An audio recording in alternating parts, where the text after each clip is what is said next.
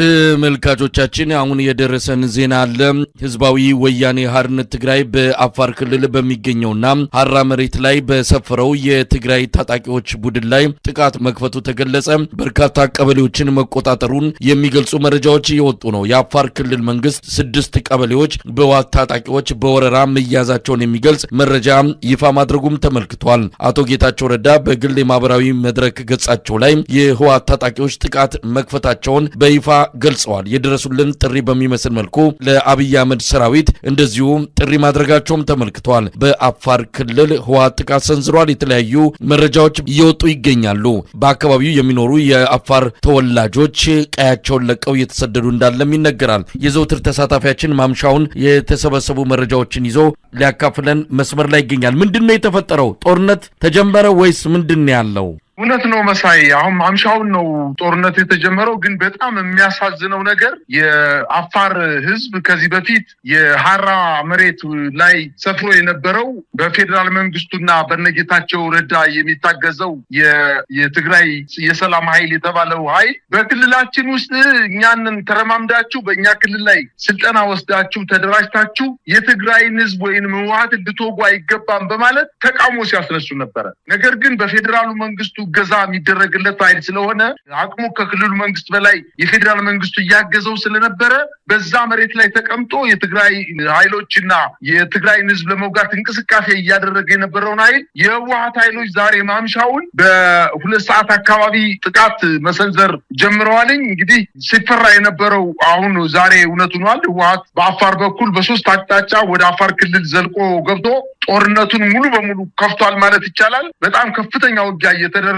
ነው። በተለይ መጋሌ ተብሎ በሚጠቀሱት የአፋር ግዛት አካባቢ በጣም በርካታ ሰራዊት የትግራይ የህወሓት ኃይል ገብቷልኝ። እንግዲህ የትግራይ የሰላም ኃይሎች የሚባሉት በአብይ አህመድ የሚደገፉ ኃይሎች ነው በዋነኝነት ለማጥቃት እንቅስቃሴ እየተደረገ ያለው። አሁን በአጠቃላይ በአፋር ክልል ላይ ትግራይ የሰላም ኃይሎችና የህወሓት ኃይሎች የውክልና ጦርነት እየተደረገ ያለው በዛ ክልል ላይ። የአፋር ክልል እንግዲህ ያው እንደተለመደው ከዚህ በፊትም ከፍተኛ ውጊያ ሲደረግ እንደተጎዳው ህዝብ ሳይለት ዓለም ሳይመለከትለት ማንም ሳይጮህለት ከፍተኛ ጉዳት ሊያደርሱበት እንደሚችሉ ነው የሰማነው። ከዚህ በፊት እንግዲህ የብልጽግና ጄኔራሎች ከሰሞኑ በሚዲያ ወጣው ህወሓት ከስሩ ተነቅሎ ካልጠፋች ሀገር ሰላም አታገኝም፣ እኛ የወታደራዊ ጄኔራሎችን በእጃችን አስገብተን ሕክምና ልከን እያለ ኢታማጆር ሹሙ እየተናገረ በነበረበት ሰዓትና እነሱን ለማታለልና ወደ እነሱ ወገን ለመሳብ ከፍተኛ ጥረት ያደረጉ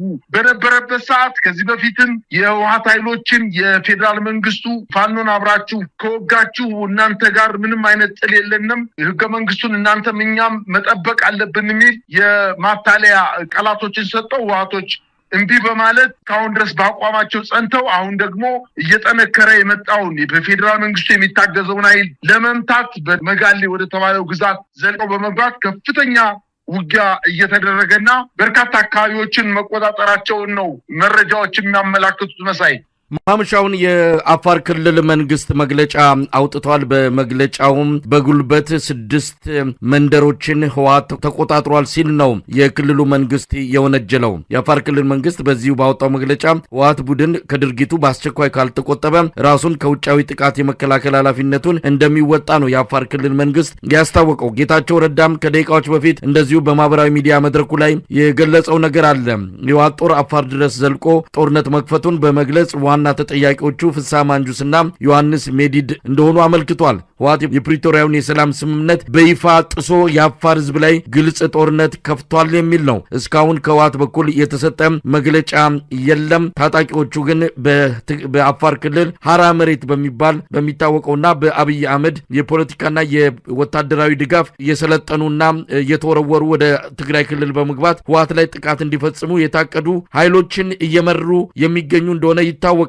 በዙ 23 በዲሽቃ በሞርታርና በሌሎች ከባድ መሳሪያዎች የታገዘ ያወገዘ ጥቃት ነው ህወሓት ፈጸመ የተባለው። ምናልባት ይሄ ጦርነቱ ተጀመረ ወደሚል ድምዳሜ ሊያደርስ ይችል ይሆን? እንደዚህ አይነት አንዳንድ ግጭቶች ነበሩ የሚተኮስ ከዚህም ከወዲያ ወዲህ አንዳንድ የተኩስ ልውውጦች ከዚህ በፊትም ነበሩ። ከዛ የተለየ ነው ማለት እንችላለን እንዴ? መሳይ በጣም በትግራይ አሁን እኮ በአፋር ክልል ላይ ረጅም ስፋት ያለው የመጋሌ የሚባለውን አውራጃ ነው ህወሓት ኃይሎች ወደ ውስጥ ዘልቀው በመግባት በተለይ በሰላም ኃይል በሚባሉት የትግራይ የተገነጠሉ እና ጌታቸው ረዳ የሚመራቸውና በአጠቃላይ በፌዴራል መንግስቱ ድጋፍ የሚሰጣቸው ኃይሎችን ነው በዋነኝነት ለማጥቃት እንቅስቃሴ ያደረጉት። ከዚህ በፊት እንደሚታወቀው መሳይ የአፋር ክልልም ይሁን የስምረት የሚባለው ፓርቲ ጌታቸው ረዳ የሚመራው ስምረት የሚባለው ፓርቲ መግለጫ ቢሰጡ ከነሱ ቁጥጥር ውጭ ነው። ምናልባት እነሱ በሞራልም በሀሳብም ድጋፍ ሊሰጡላቸው ይችላሉ እንጂ ይሄንን ኃይል በዋነኝነት እያደራጀ ያለው የፌዴራል መንግስቱ በሰሜን አካባቢ ህብረተሰቡ በሰላም እንዳይኖር በጦርነት ለረጅም ጊዜ እርስ በርሱ እየተሻኮተ እንዲኖር ለማድረግና በመሀል ሀገር ያለውን የፖለቲካ ወንበሩን አስጠብቆ ለመቀጠል በሰሜን አካባቢ ያሉ ኃይሎችን እርስ በርሳቸው በማጋጨት ከፍተኛ የሆነ ሴራ ጠንሶ እንቅስቃሴ እያደረገ እንደሆነ አሁን የህወሓት ኃይሎች እየገባቸው ይመስለኛል። መሳይ በታስታውስ ከሆነ በፕሪቶሪያ ላይ ስምምነት ከተደረገ በኋላ የህወሓትና የፌዴራል መንግስቱ ስምምነት አድርገው በተፈራርመው እንደተመለሱ ትጥቃቸውን በተወሰነ ጊዜ የመጀመሪያ የነፍስ ወከፍ መሳሪያቸውን ያወርዳሉ። ከዛ በኋላ ደግሞ የቡድን መሳሪያዎች እና ከባድ መሳሪያዎችን ያስረክባሉ የሚል ስምምነት ከሰጡ በኋላ የተደራዳሪው የፌዴራል መንግስቱን ወክሎ የተደራደረው ሬድዋን ሁሴን እኛ ከሌሎች ክልሎች በተለየ ሁኔታ የነፍስ ወከፍ መሳሪያና የቡድን መሳሪያዎችን አናስወርድም፣ የትግራይ ህዝብ ራሱን መጠበቅ ስላለበት ብሎ ወደ እነሱ ለመሳብ ከፍተኛ ጥረት አድርጎ ነበር። ነገር ግን የህወሓት ኃይሎች ከፌዴራል መንግስቱ ጋር አብሮ መስራት የማይቻልበት ደረጃ ላይ እንደደረሱ ጠንቅቀው ስላወቁ ኃይላቸውን በደንብ አድርገው ሲያደራጁ ከቆዩ በኋላ አሁን በዋናነት የመከላከያ ኃይል ድክመት ባለበት አካባቢ ጥሰው በመግባት በጣም በርካታ ቀበሌዎችን መቆጣጠር ችለዋል። በእርግጥ በዛ አካባቢ አሁን የፌዴራል መንግስቱ ምላሽ የሚሰጥበት አቅም የለውም።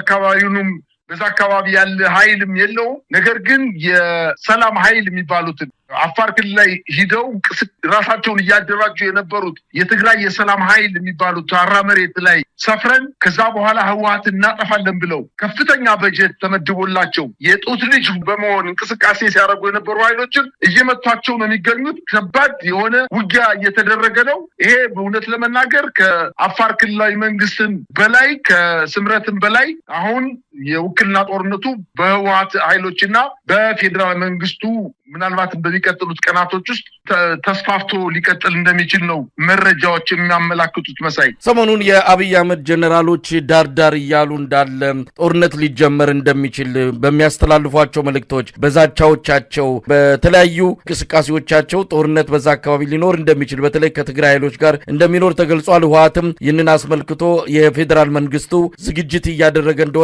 ከትላንት በስቲያ ባወጣው መግለጫም አስታውቋል። ስለዚህ የጦርነት ዳመና አንዣቧል። አንድ በሰብአዊ መብት ላይ የሚሰራ ተቋም እንደዚሁ በሁለቱ ኃይሎች መሃል ያለው ፍጥጫ ወደ ጦርነት ሊያመራ ከጫፍ ደርሷል ሲል አስታውቆ ነበር። ያ እንግዲህ አሁን ለይቶለት ጦርነቱ ፈንድቷል ማለት የሚቻልበት ደረጃ ላይ የደረሰ ይመስላል። አንዳች ለውጥ ካልመጣ ዓለም አቀፍ ተቋማት፣ ዓለም አቀፍ ተጽዕኖ የሚፈጥሩ መንግስታት ጣልቃ ካልገቡ በስተቀረም በሁለቱ ኃይሎች መሃል ጦርነት መጀመሩን የሚያሳይ ፍንጮች እየታዩ ነው። የፌዴራል መንግስቱ በቀጥታ ዘው ብሎ ሊገባበት እንደሚችል ምንም ጥርጥር የለውም። ይህን ተከትሎ ሌሎች አካላትም እንደዚሁ በጦርነቱ ላይ እጃቸውን አስገብተው አጠቃላይ ቀጠናዊ ቀውስ ሊፈጠር እንደሚችል ነው የሚጠበቀው። ለማንኛውም አንከር ሚዲያ ሁኔታውን እየተከታተለ ነው። ከህወሓት በኩል እስካሁን መግለጫ አልተሰጠም። ከፌዴራል መንግስቱም እንደዚሁ ስለ ጉዳዩ የተባለ ነገር የለም። በአቶ ጌታቸው ረዳና በአፋር ክልል መንግስት በኩል የወጡ መረጃዎችን መነሻ በማድረግ እንደዚሁም በአንዳንድ የመረጃ ምንጮች ያገኘናቸውን ነገሮች ነው እዚህ ላይ እያካፈልን ያለ ነው። ነገሮች ሊለዋወጡ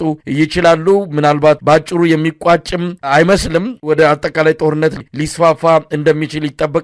እንግዲህ ነገሮችን በጥንቃቄ መመልከት የሚገባ እንደሆነ ነው እንግዲህ በተለያዩ ወገኖች አስተያየቶች እየተሰጡ ያሉት። እንግዲህ ሁኔታውን እንከታተላለን። የአፋር ክልል መንግስት በጉዳዩ ላይ የሰጠው መግለጫ አለ። ወደ 2 ሰዓት ከምሽቱ አካባቢ ጥቃት ተሰንዝሮብናል፣ ብዙ ሰዎች ተጎድተዋል፣ በአፋር አርብቶ አደሮች ላይ ነው ጥቃቱ የተሰነዘረው የሚል ነው። ህወሓት ይሄ ዜና እስከምናስተላልፍና መረጃውን አጠናቅረን ለህዝብ እስከምናቀርብ እስካለበት ሰዓት ድረስ ስለ ጉዳዩ የተናገረው ወይም ያስተላለፈው ይፋዊ መግለጫ የለም። እንከታተላለን። በጣም ነው ማመሰግንህ። እኔም አመሰግናለሁ።